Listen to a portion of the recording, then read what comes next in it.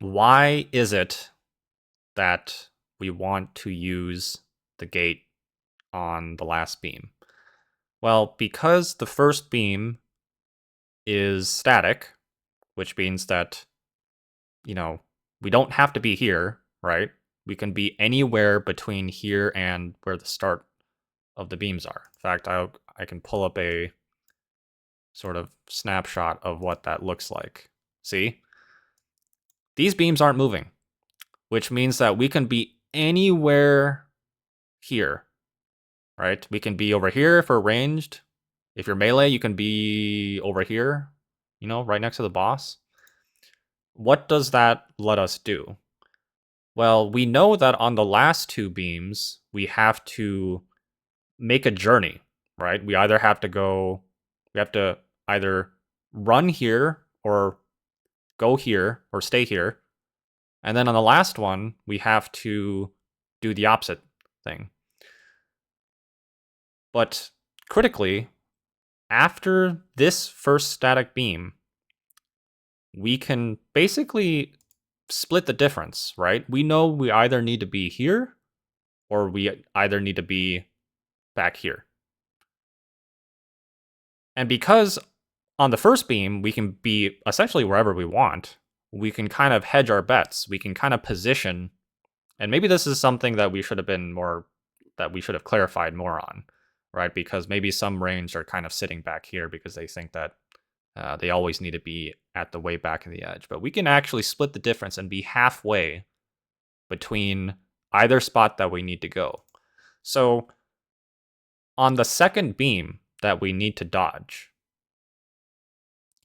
by positioning ourselves halfway, right? Or if more mobile classes want to just be lazy and stand a little bit more closer to the edge because they have blink or something that can take them here, right? The distance that we need to go is going to be at best half of the distance, right? If this beam goes out and we're standing halfway, we only need to go half. So we don't need the gate for that. We can just run, and we have a Windrush totem that's going to give us speed. We can just make that journey naturally. Now, let's pretend that, we needed to go in the center, right? So now that we're here, on the last beam, and because on the second beam the beams are moving, we have to move all the way to the safe spot, right? It's not like the first beam where this entire space we can go, so we can kind of hedge our bets. After the second beam, we are forced to be either all the way here or all the way here. And that's why we take the gate on the last beam, because on the last beam we are guaranteed to have to make the longest journey from safe spot to safe spot, right? On the first beam, all of this area is a safe spot. And so we know that after the first beam, we need to go either here or here. We can play middle and only have to go halfway. And if you want to pick a beam sequence, right, where if you had to pick a beam sequence where you didn't use the gate, you would want to pick the one where you're moving the least amount of distance, right? Because on the last one, you're forced to move and like half of the room. So you take the gate, which gives you the most mobility on that one. You wouldn't use a gate when you could have just, you know, pre-positioned halfway and then move, right?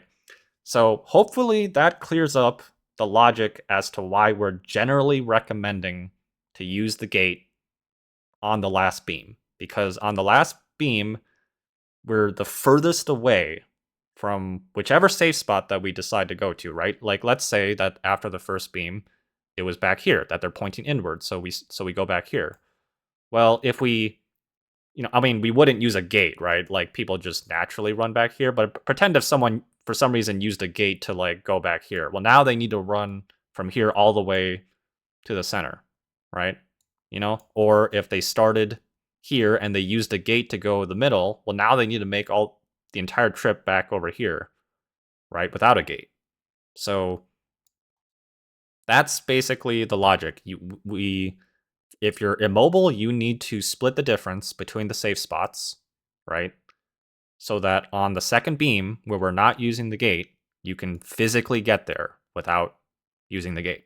And then on the last one, which is always going to be the shittiest one, because we always have to make the entire journey between the center and the edge, or the edge and the center, we use the gate. So let's see if this recording kind of shows that. So this is after the first beam, right? If I'm more immobile, I probably should have been actually just further up, right? I could have been pre-positioned up. All the melee could actually be further up, right? Because they can move while attacking. But we got lucky, right? They're pointing in the center, so we actually just need to back up a little bit, right?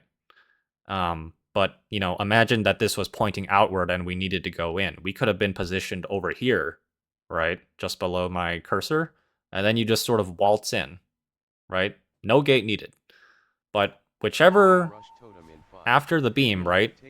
Whichever one that we go to after the second beam, we are always going to be either all the way back here or always in the middle. And now we need to get to the opposite side, whichever where we started, like very fast. And that's why we take the gate here, because on this last beam, it's always going to be the most amount of distance that we need to cover. Whereas on the second one, we could just have been halfway through, right? So on here, if we already took the gate and we have to manually go there, we need to make it past this thing here, which is going to be very dicey. So we take the gate, right? And now we're fine.